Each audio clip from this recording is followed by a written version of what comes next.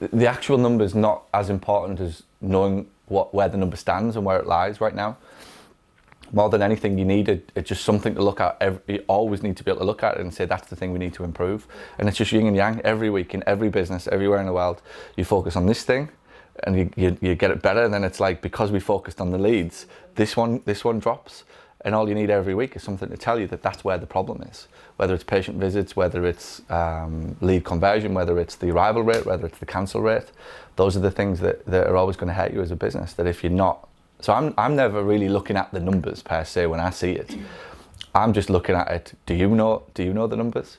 Because for most people, you can fix the problem yourself once you know where it is. But if you don't know what the problem is, obviously you can't do anything about it. New patients are great. Google is solid again. Tasters, I would just be questioning that. I'd start to talk about the walk-ins. What can we do to get a few more taster walk-ins? What's happening in Gisborough? Medicals look good.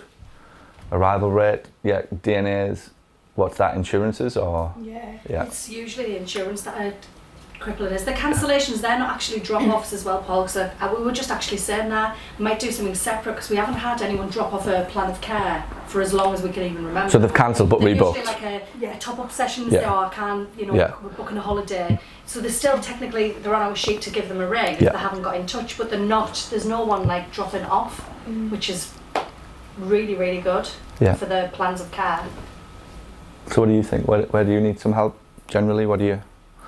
We were saying about possibly like the psychological side of it, the different character types, different patient types, because that's maybe something that we haven't been through for a while, and it'd be good especially for Jade. Yeah, it's good for all of you. We used to do this every week, by the way, for years. This was like how this business just took off, really. We used to sit here every single week and just go through customer service, go through anybody who would give you pushback on the phone, any patient who wouldn't quite agree to plans of care or wouldn't say yes if you did a discovery visit. We just used to sit and try and critique what we did, what we didn't do, what could we have done on the phone, what could we do in the treatment room better, what were they expecting that they didn't get from us. That's usually the biggest thing that I find. More than anything, there's just an expectation disconnect. They thought they were going to get this, we said this, and there's just a big gap in the middle between what they're willing to pay for and, most importantly, give up their time for. That's the overarching reason that a patient won't say yes. If you think about it, if they've walked into your clinic, if they give you a call, if they've arrived for a session, they've got a problem, they've got a pain, they've got some restriction, they've got some issue. When you are talking to them, really the only way to mess it up is if your communication isn't in line with what they're expecting. It's very rarely to do with the money, it's very rarely to do with the time that's available to them. It's nearly always that I thought you were going to do this, or I thought physiotherapy was this, and you've just spoke to me about something else completely different. And it could be that you spoke more about pain, you spoke more about we'll help a foot problem, and they're thinking, why do you want to play golf? So their disconnect there is actually the reason that they wouldn't go ahead 8 out of 10 times. The problem, how many years are you out of school now? Just graduated. So the problem of coming out of school into private practice is you get taught medically, you get taught to speak about the bones and the foot and the muscles and the ligaments and dorsiflexion and, is it plantar flexion? I forgot these days. You get taught to speak about all of these things that to the patient it's like, what the hell is that? I don't want dorsiflexion, I just want my foot to move. It's like, it's one of them, you know. I don't want my VAS score down, I just want to be out of pain. I just want to be able to walk further. So it's always back to basics, and that's what all I'll ever try and do in these when I'm back is just help you come back to basics, because I'm never going to teach anything new. I haven't gone off and learned a whole load of new things over the last however many years of doing this thing. What I found more and more of working with businesses and doing this now all over the world is the actual biggest problem is they forget the basics. They forget to do what they're already told to do. So with you, it's nice to be able to do it with you for the first time. I'll get as many sessions as I can over the next few weeks while I'm back. But for you who've been around for a long time, it's often just a reminder of back to basics. That you'll find your communication just goes off on a tangent. You say one thing one day and you get away with it, and then all of a sudden 6 weeks later, what you used to say is completely different from the thing that you were taught to do. And you find that because of the numbers kind of correct you when you're looking at things like your orthotics or your conversions from discovery. And you almost can reset yourself when you see that the orthotics are not getting sold, or well, why did we sell 6 pair of orthotics in February and none in August? Something's not being said right by somebody in the chain, whether it's from the very first phone call, from the discovery visit, from the sessions, to the outcome that they've been promised. It's often that even as a physio, the questions will elicit better answers if they just come for pain relief and they just come for getting their foot moving again, versus tell me more about golf. If you've spent 6 sessions connecting with somebody about golf, or you've spent 6 sessions connecting with a hiker who wants to be in the woods, up in Gisborne somewhere, that person is significantly more likely to want to buy the product that will support that outcome, because it's been relevant to them all the way through the sessions. Does that make sense? Whereas if we just talk about their treatment and getting ultrasound or massage or whatever it'll be, they'll never ever take the next step, and they're very unlikely then. The biggest issue, and you can always see when you get good word of mouth referrals, is that you've really made a good connection.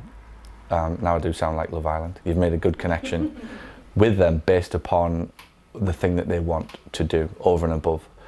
And that's my experience, is they rarely recommend you because of physiotherapy. They'll recommend you because of the outcome that you achieved for them that was relevant to them. And that's what they want the other person to experience as well. Does that make sense? Mm-hmm. So if it's just about the physiotherapy, and just about we did good in terms of treatment and you did good in terms of massage, or we did good in terms of customer service, they very rarely actually recommend the product like we want them to, but they'll recommend the feeling that they've got as a result of the product, which is physiotherapy, because they want that other person to experience that. That makes sense? So when a patient comes in, it's hard, and it's like when you get people walking in at Gisborne, I've no doubt the first thing is like, tell me what your price is, or how much do you charge, or how does this work, or do you have some information? That's always the best one. Do you have some information on physio? Well, what information do you want? Like, how can we help? It's hard because they want to talk logically to you. They want to talk about the product, and very quickly we've got to get them off to talking about what life looks like after the product. It's almost the product is irrelevant, or the service in our case is completely irrelevant. They just don't know how to ask anything else. I'd love them to walk in and say, hey, can you help me get to the top of these mountains every weekend, and get out with my friends and get some fresh air and keep my heart and lungs healthy and stop me from getting diseases and keep my joints moving in my 60s, 70s and 80s. But they're not going to ever do that, because most people can't communicate that's what they want. So the real skill of the front desk person, the physio, your job should be easy. If she does head job right, or we do the front desk, we do the front desk right. That's why I say it's always the most important. If we do that right, it sets it up for that to be easy, yeah, because he just continues the conversation that you started. The problem will always be that they want to talk about the treatment to start with, and something has to go off in your brain and go like, let's just switch this conversation as fast as possible. They just don't know what else to ask. I've said it many times on trainings I've done. It's like the guy goes up to the girl in the bar, and what's the first thing he asks? Do you come here often? Does he want to know? Do you think he wants to know if she comes here often? Like, he does not want to know if you come here often. He wants to know a hell of a lot more than do you come here often. He just doesn't know where to start the conversation. And what happens if he asks, do you come here often? She says no. Oh yes. And it's like, well, where do you go from?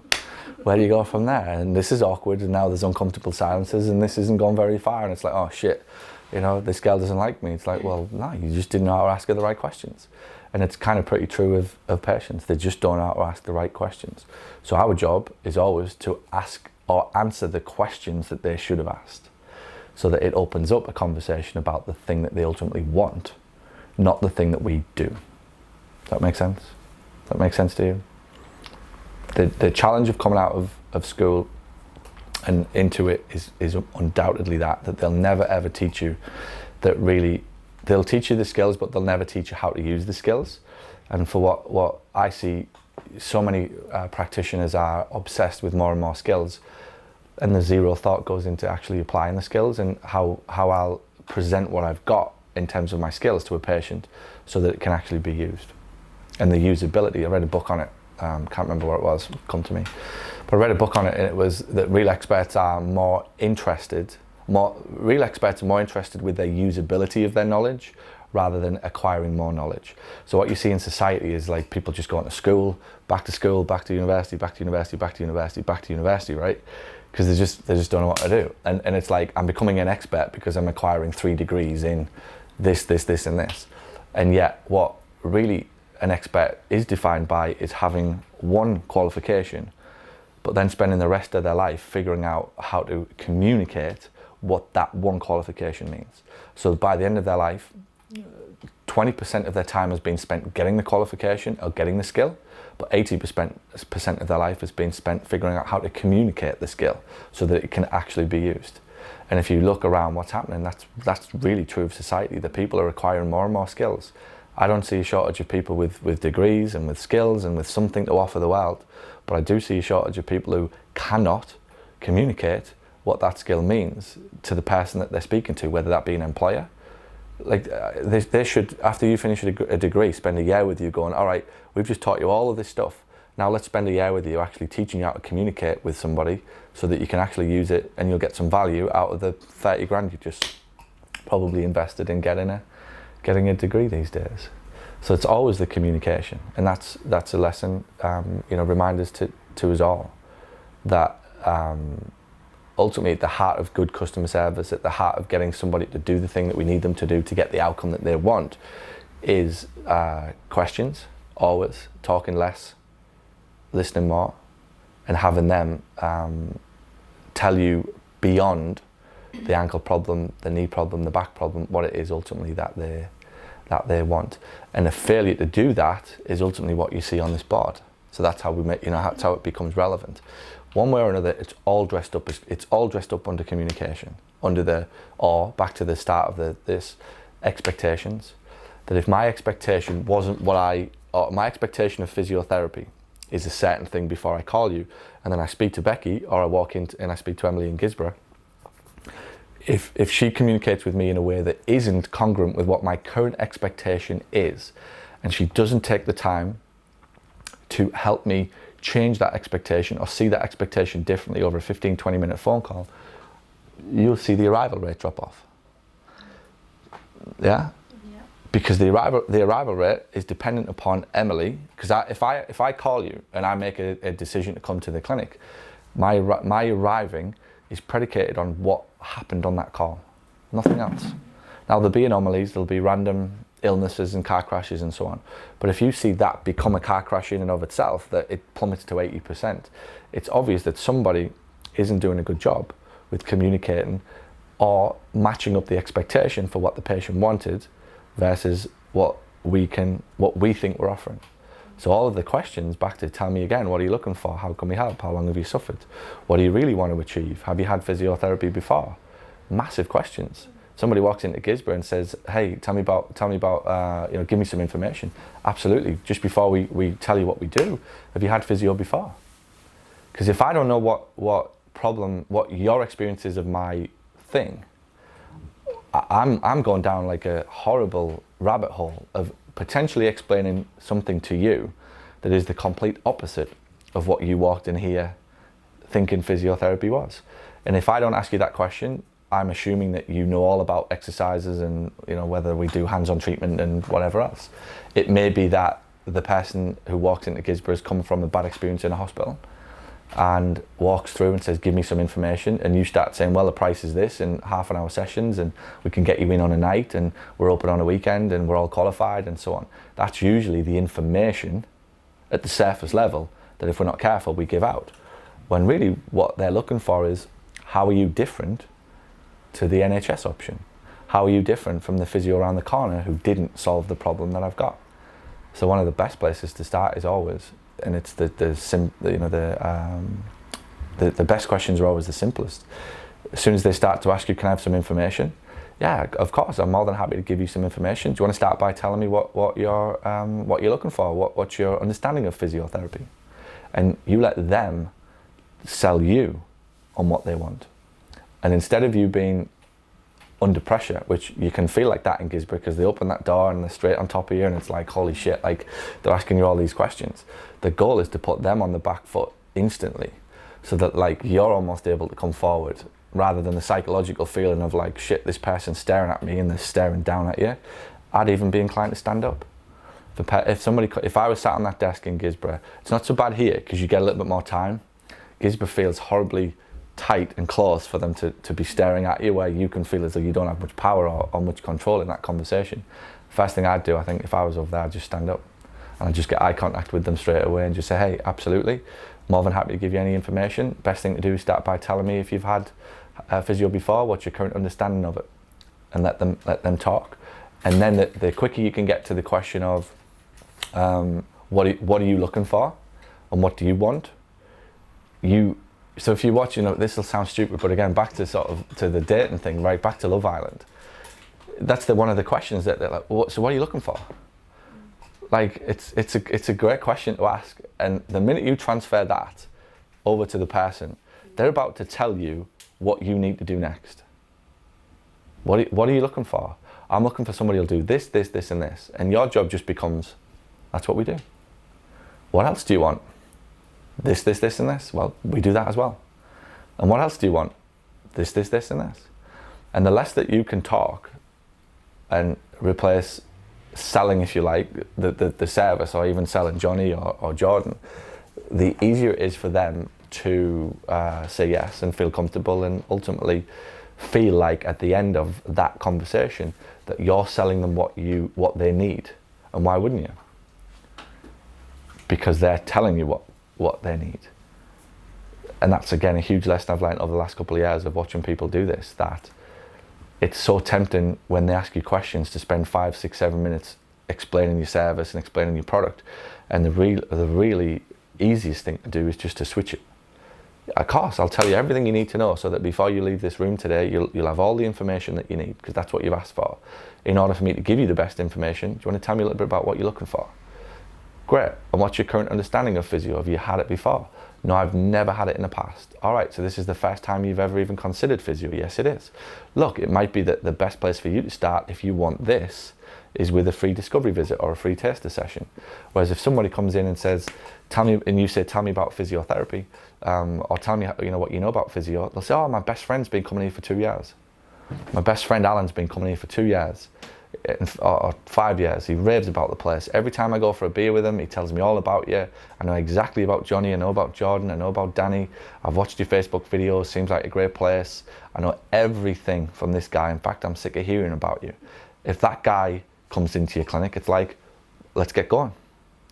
Because he's in a completely different place than the person who walks in the street, who was coming onto Gisborough's High Street for some flowers and then decides to nip next door and ask if you've got any information on physio. So that's the skill, and it's the same for you as physios, is to try and understand where these people are. That if there was one thing I could say I've learned over the years now doing it would be that if you can figure out where they've come from and where their current place is on that journey, your ability to get them to buy into you from the get-go is huge, because you can speak to them very, very differently. You can offer them a product, i.e. taste a session or a full session. You're more confident in saying you need a plan of care rather than 2 or 3, let's get started. If I'm skeptical as shit in that treatment room, don't push me all the way. Don't start talking to me about orthotics. But you'll only get that by questioning me based upon where I've come from. Make sense? So you'll see that in the arrival rate. And what even if they show up and if we haven't done that right, he'll feel it or she'll feel it or he'll feel it with somebody who shows up in an evaluation doesn't quite feel. When you get them, they're just still a little hard and they haven't been broken down and they're still a little bit cold. That's how, again, you'll feel it. They haven't been educated, if you like, or allowed to almost talk themselves into a session. And that's pretty profound if you understand what that means. If you let them talk, right? If you, again, go back to relationships, what's the worst date, right? When you go out on a date with somebody, what's the worst scenario? What's the worst, what would define a crappy date? Just sat there and talking. Talking about themselves is really, right? So if I go out on a date, I'd never get a second one if I just sit there and go, I do this, this, this, this, and this. But if I just sit there with a bottle of wine and go, tell me more. That sounds good, tell me more. And more. The girl literally talks her way in to your life. Or the other way. You've listened your way into their life. because for the first time somebody is listening. The next day, that girl would wake up and think, I really like that guy, he's very interesting. And it's like, well, I actually said jack shit. Like, I didn't say anything. Like, all I did was actually just listen and show an interest in your life. And anything that I did say thereafter, the reason that we would connect was because I listened to what you wanted, I listened to what was important to you, and therefore any conversation that I had with you was probably about what you wanted to talk about. Because I took the time to listen to what your interests were, what you're looking for, what's important to you. I was able to match up my conversations with those 3 to 5 things. And that entire conversation would feel pretty fluid to you, would feel very comfortable to the gal. But if I'm talking about all my life, I think this is interesting, she's like, well, when do I get a chance to tell you about me? Because really that's what we all want. And it's no different in here. The more time that you can spend speaking to them about them and what they ultimately want, the better chance it gives you to talk to them about what they want. And your conversation is just something that you almost get in the middle of theirs. You don't have to bring it up, you don't have to make it up, you don't have to start going, oh shit, the prices of this, we're open at this point, and if you want weekends, like, they don't care about all of that shit till the end. What we must do for the first 10, 15, 20 minutes is get them to the point of this guy's interesting, this girl's interesting, the date scenario where it's like, I want another date. At that point, then you can start to give them all the logistics and the information, the leaflets. You know, what's the classic when you go into a shop? Do you have any information? They pull out an A5 leaflet that somebody produced 7 years ago with an outdated price on it. They get the pen out. They start scribbling the fucking prices out. Oh, sorry, that phone number doesn't work anymore. And it's like, there you go. There's your information. And it tells you what the cost is. It tells you when the shop's open or what the 2 for 1 on the happy hour is or whatever it will be, except Fridays now, you know. That's not information. That's not what they want. That's the logistics that would seal it. My view on it all is, if you do that conversation right, it makes that piece of paper irrelevant. If you do that conversation right, it makes the price irrelevant. If you do that conversation right, it makes whether you're open on a Saturday or a Monday irrelevant, because they'll come. If I like that, you know, that date's gone really well, when can we have the next one? Well, I'm only available on a Thursday. I'm there. Whereas if it's like, I'm not quite sure about the date, it's like, well, can you do next Friday? No, oh, I'm busy. All right, well, I'll get back to you, and we'll see how it goes. But you'd move heaven and earth if the first conversation goes well, yes or no, with everything in life. So you can conclude from that it really isn't the money, it isn't the time, it isn't you're only open on a Sunday, or you're only open at this time and I'm not available. It's that you didn't make a deep enough connection with me on that first phone call, in that first session, that made me want to see past any other option that I might have on Thursday, or any other commitment that I've got on Thursday to come and see you. And again, none of this is earth-shattering, none of this is, you know, tactical, how to say this or how to say that, but it's the basics that often get overlooked, because in the heat of the moment, when somebody does open the door, when that phone does ring, and they belt down the phone with, what's the price, how does it work, and you're like, oh shit, well, it works like this, and you get so logical and so tactical very, very quickly. Something has to kick in to go, tell me more about you. What are you looking for? In order for me to give you if you want information, in order for me to give you the best information, I need to know a little bit about what you need, and set off on a journey. And you'll see from that, if you like, and that's where I'm going with this, the foundation of that, that is the foundation of all of this. That at the other end, you can tell what happened. You can tell what happened at the start based upon how many orthotics were sold, how many upsells were made, what the arrival rate was like, what the patient visit average has been, what the customer service score is, all from the front end.